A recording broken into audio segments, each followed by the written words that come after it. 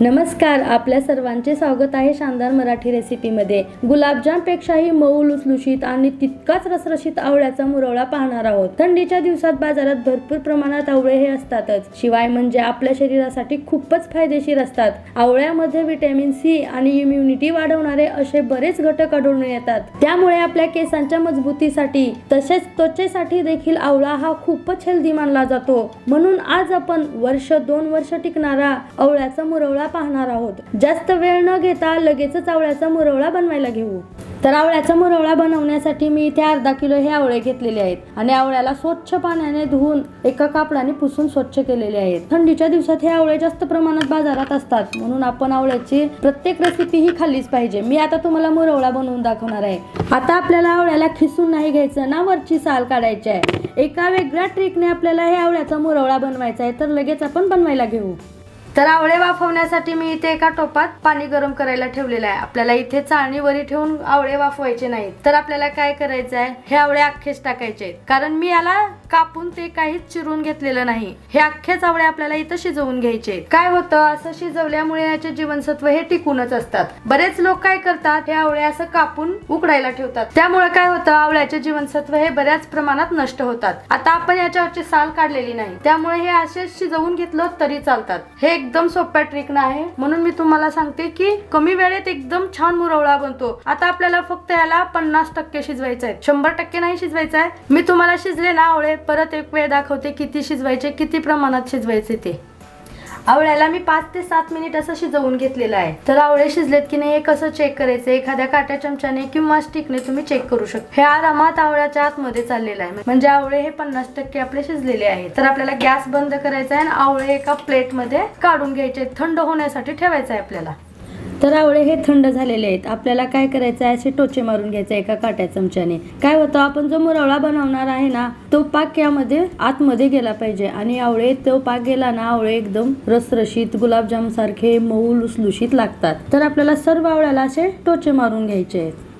तर मुरवळा बनवण्यासाठी गुळाचा किंवा साखरेचा वापर करणार नाही आपण, तर इथे आपण खडीसाखर वापरणार आहोत। आणि अर्धा किलो आवळ्यासाठी ही अर्धा किलोच्या प्रमाणात खडीसाखर आहे। तुम्ही 1 किलोच्या प्रमाणात जर मुरवळा बनवत असाल तर 1 किलो खडीसाखरेचा वापर हा नक्की करा। आवळ्याचं जितकं प्रमाण आहे तितकंच खडीसाखरेचं प्रमाण आपल्याला इथे घ्यायचं आहे। तर काय होतं, साखरेचा किंवा गुळाचा मुरवळा बनवते वेळी वर्ष 1.5 वर्ष टिकत नाही, आंबट लागतो तो। न आंबट लागण्यासाठी आपण इथे खडीसाखरेचा वापर करू, आरामात वर्ष 2 वर्ष हा मुरवळा टिकून राहतो। तर आता आपल्याला या खडीसाखरेच्या या मोठ्या मोठ्या खड्यांना ना एखाद्या लाटण्याने किंवा वरवट्याने तुम्ही याला लहान करायचं, मग मिक्सर मध्ये वाटून त्याची पावडर बनवून घ्यायची। तशीच मी आता याची पावडर बनवून घेणार आहे।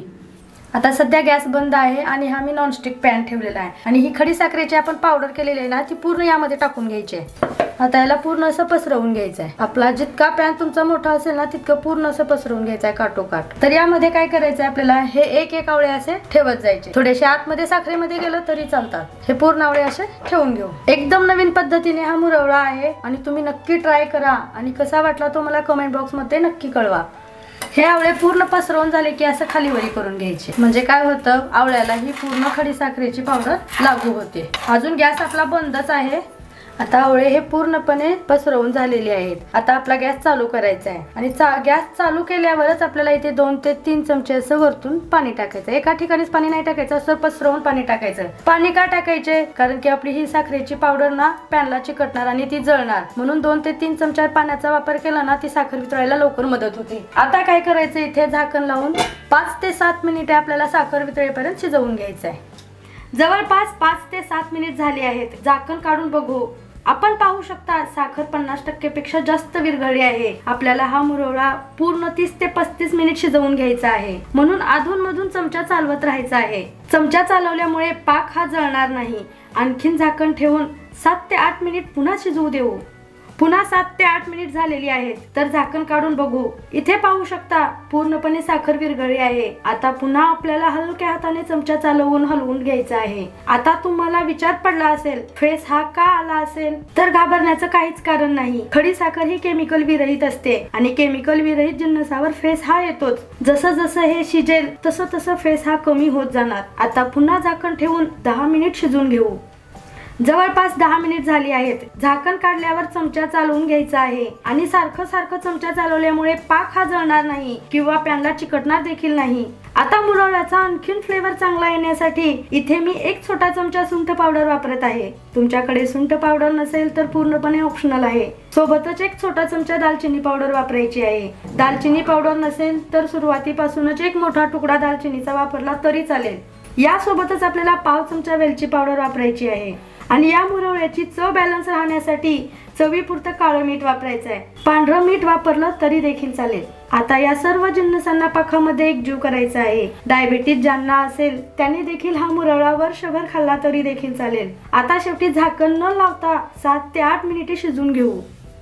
तर मंडळी 30 ते 35 मिनिट झालेली आहेत आणि मुरवळा बनवण्यासाठी इतका वेळ हा लागतोच. आणि पाहू शकता चमचा चालवल्यावर घट्टपणा दिसतोय. जसं चमचा चालवणार तसं घट्टपणा येणार आणि हा पूर्ण मुरवळा आपल्याला स्लो गॅसवरच बनवून घ्यायचा आहे. हा पाक चेक केल्यावर बघा एकदम चिकटपणा आला आहे, म्हणजे मुरवळा पूर्णपणे तयार झाला आहे. आता गॅस बंद करूया आणि पूर्णपणे याला थंड करून घेऊ. तुम्हाला वर्षभर आवळ्याचा मुरवळा टिकवायचा तर ही योग्य पद्धत आहे. ती सुद्धा परफेक्ट प्रमाणात सांगितलेली आहे आणि आपण पाहू शकता एखाद्या गुलाबजाम सारखे मऊ रसरशीत तोंडात टाकताच विरघळणारे झालेले आहेत. 100,000वर एकच रामबाण उपाय, हा आवळ्याचा मुरवळा वर्षातून एकदा तरी नक्की बनवावा. तर मंडळी व्हिडिओ आवडला असेल तर चॅनलला नक्की सबस्क्राईब करा आणि लाईक शेअर करायला विसरू नका.